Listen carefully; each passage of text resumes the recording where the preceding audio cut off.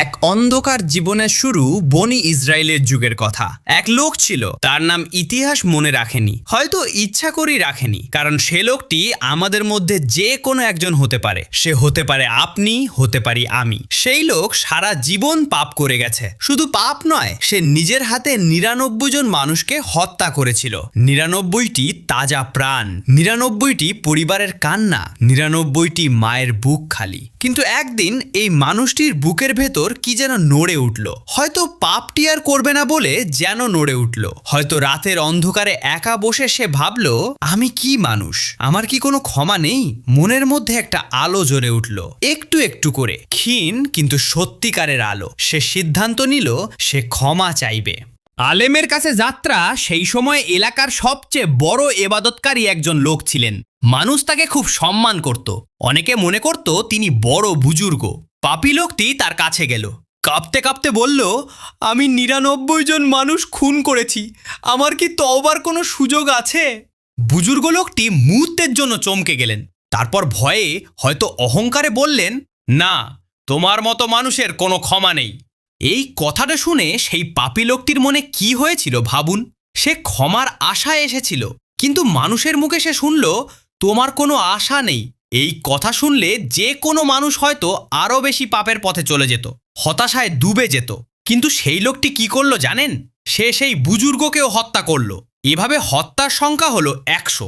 কিন্তু বুকের আলোটা এখনো নেভেনি। সেই ক্ষীণ আলোটা এখনো জ্বলছে মিটমিট করে। সে আবার খুঁজতে লাগলো, কেউ কি আমাকে সত্য কথা বলবে? আল্লাহর রহমত কি সত্যিই শেষ হয়ে গেছে আমার জন্য? সত্যিকারের আলেম। এবার সে খবর পেল, দূরে এক গ্রামে একজন প্রকৃত আলেম আছেন, যিনি শুধু বই পড়া আলেম নন, যিনি আল্লাহকে চেনেন, আল্লাহর রহমতকে চেনেন। লোকটি সেই আলেমের কাছে গেল এবং একই প্রশ্ন করল, আমি ১০০ জন মানুষ খুন করেছি, আমার কি তওবার কোনো পথ আছে? সেই আলেম একটু থামলেন, তারপর শান্ত কণ্ঠে বললেন, আল্লাহর রহমতের পথ কে বন্ধ করবে? হ্যাঁ, তওবা কবুল হবে, তবে তুমি এই পাপের পরিবেশ ছেড়ে যাও, ভালো মানুষদের মাঝে চলে যাও।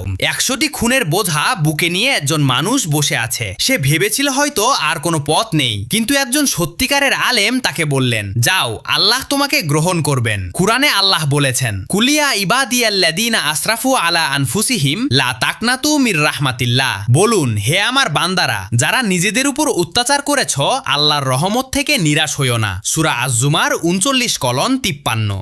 শেষ যাত্রা লোকটি রওনা দিল ভালো মানুষদের গ্রামের দিকে। পথ অনেক দীর্ঘ, পায়ে ধুলো, বুকে ভার, কিন্তু চোখে একটা নতুন আলো। সে হাঁটছে হাঁটছে হাঁটছে। প্রতিটি পদক্ষেপে হয়তো তার মনে পড়ছিল সেই ১০০টি মুখ, হয়তো চোখ দিয়ে পানি পড়ছিল, হয়তো সে মনে মনে বলছিল, আল্লাহ, আমি ফিরছি তোমার দিকে। কিন্তু পথের মাঝখানে হঠাৎ তার মৃত্যু এসে গেল। সে মাটিতে পড়ে গেল। সেই ভালো গ্রামে পৌঁছানোর আগেই তার জীবন প্রদীপ নিভে গেল। এখন কি হবে? সে তো এখনো ভালো কাজ শুরু করেনি, সে তো এখনো সেই গ্রামে পৌঁছায়নি, সে তো এখনো নামাজ পড়েনি, রোজা রাখেনি। শুধু নিয়ত করেছিল, শুধু ফেরার একটা ইচ্ছা, শুধু পথে বের হয়েছিল। আসমানে বিচার। রাসূলুল্লাহ সাল্লাল্লাহু আলাইহি ওয়াসাল্লাম বলেন, রহমতের ফেরেশতা এবং আযাবের ফেরেশতা দুই দল এসে গেল। আযাবের ফেরেশতা বলল, এ তো ১০০ জন খুনি, এর আত্মা আমাদের কাছে দাও। রহমতের ফেরেশতা বলল, না, এ তওবা করেছিল, ভালোর পথে বের হয়েছিল। দুই দলের মধ্যে বিতর্ক হলো। তখন আল্লাহ সুবহানাহু ওয়া তাআলা হুকুম দিলেন, দুই গ্রামের দূরত্ব মাপো। সে যে গ্রাম থেকে বের হয়েছে এবং যে গ্রামে যেতে চেয়েছে, এই দুইয়ের মাঝে সে কোথায় মারা গেছে? ফেরেশতারা মাপলেন এবং দেখা গেল সে যে পাপের গ্রাম ছেড়ে এসেছিল সেখান থেকে একটু বেশি দূরে, ভালো গ্রামের একটু কাছে। আল্লাহ রায় দিলেন সে ভালো দলের। সুবহানাল্লাহ। এবার একটু থামুন। এই গল্পের মানুষটির কথা ভাবুন। ১০০টি খুন করেছে, কোনো নামাজ নেই, রোজা নেই, হজ নেই, শুধু একটা নিয়ত, শুধু ফেরার একটা ইচ্ছা, শুধু পথে বের হওয়া। এটুকুই যথেষ্ট হয়ে গেল।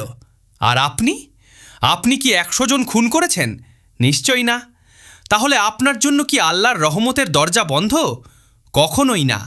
আল্লাহর রহমত কতটা বিশাল! আল্লাহ তাআলা নিজেই বলেছেন, ওয়ারাহমাতি ওয়াসিয়াত কুল্লা শাই। আমার রহমত প্রতিটি জিনিসকে ঘিরে আছে। সূরা আল আরাফ, ইন্নাল্লাহা ইয়াগফিরুদ দুনুবা জামিয়া। নিশ্চয়ই আল্লাহ সমস্ত পাপ ক্ষমা করে দেন। সূরা আজ-জুমার ৩৯:৫৩। রাসূলুল্লাহ সাল্লাল্লাহু আলাইহি ওয়াসাল্লাম বলেছেন, আল্লাহ তাআলা রাতে তার হাত বাড়িয়ে দেন যাতে দিনের পাপী তওবা করে, আবার দিনে হাত বাড়িয়ে দেন যাতে রাতের পাপী ফিরে আসে। সহিহ মুসলিম। সুবহানাল্লাহ। প্রতিটি রাতে আল্লাহ আমাদের জন্য হাত বাড়িয়ে থাকেন।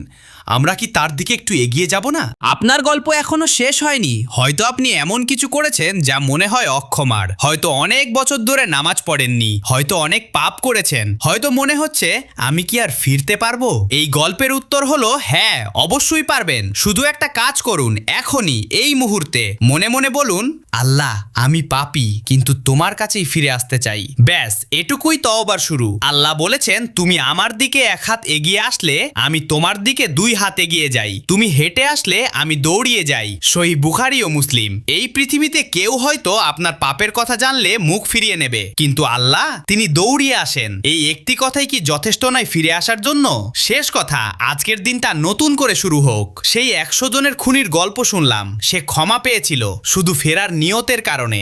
আপনার নিয়ত যদি থাকে, আল্লাহ আপনাকেও নেবেন। আজ একটাই অনুরোধ, আজকের নামাজটা পড়ুন, অথবা যদি নামাজ না জানেন 2 হাত তুলে শুধু বলুন, আল্লাহ আমাকে ক্ষমা করো, আমাকে তোমার পথে রাখো। এটাই দোয়া, এটাই ইবাদত, এটাই শুরু। আল্লাহুম্মা গফিরলি ওয়ারহামনি ওয়াহদিনি ওয়াআফিনি। হে আল্লাহ আমাকে ক্ষমা করো, রহেম করো, সঠিক পথ দেখাও এবং নিরাপদ রাখো।